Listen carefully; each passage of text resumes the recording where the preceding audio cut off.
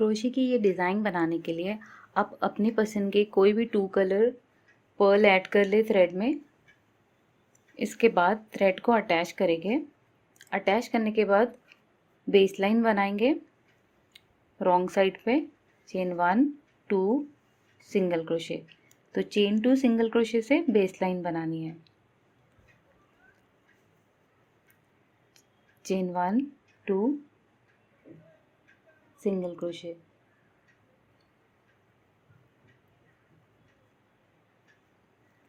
अब 2 चेन्स बनाते हुए टर्न करेंगे।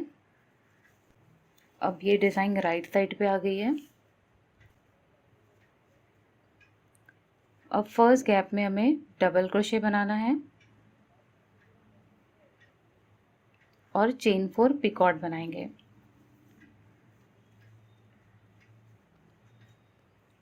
ये जो गैप है डबल क्रोशे का, इसमें सिंगल क्रोशे बनाएंगे तो ये पिकॉट बन गया। फिर चेन 1 बनाएंगे, नेक्स्ट स्पेस में डबल क्रोशे और चेन 4 पिकॉट। तो ये 6 to 7 टाइम आप रिपीट कर सकते हैं।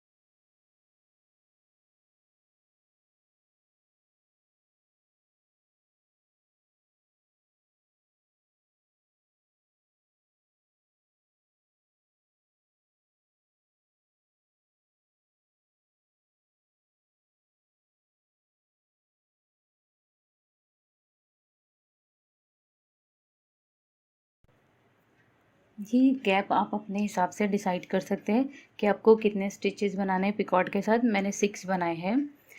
6 पिकॉट बनाने के बाद 6 के बाद चेन 1 बनाएंगे, नेक्स्ट स्पेस में डबल क्रोशे बनाएंगे।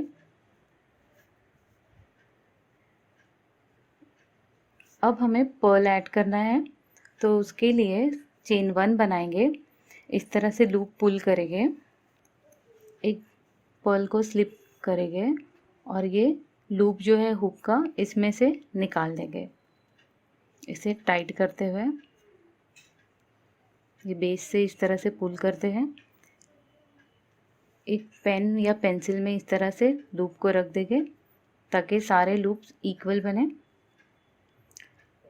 इसके बाद हमें ये डबल क्रोशे के गैप में हुक को इंसर्ट करना है इस तरह से और एक चेन बनाते हुए इसे लॉक कर देंगे। अब जैसे ये लॉक हो गया, हमें 2 पर्ल्स लगानी है तो फिर से एक चेन बनाएंगे और वो चेन का लूप को इसको पुल करेंगे, चेन के लूप को। अब सेकंड पर्ल ऐड करेंगे, ये लूप में से इस तरह से इसे भी निकालेंगे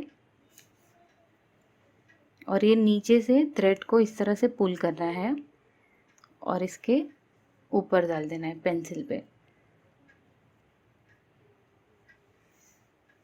तो ये टेक्निक से एक साथ एक ही डबल क्रोशे पे 2 पर्ल्स ऐड हो जाएगी।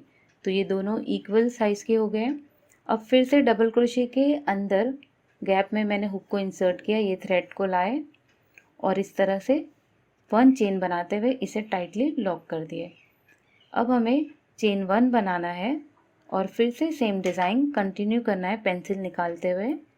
ये रैप करेंगे, डबल क्रोशे,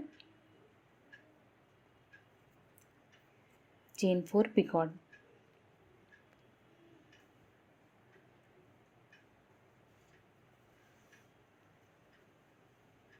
चेन 1, सेम इस तरह से रिपीट करते जाएंगे और ये डिज़ाइन में 2 पर्ल्स ऐड करेंगे।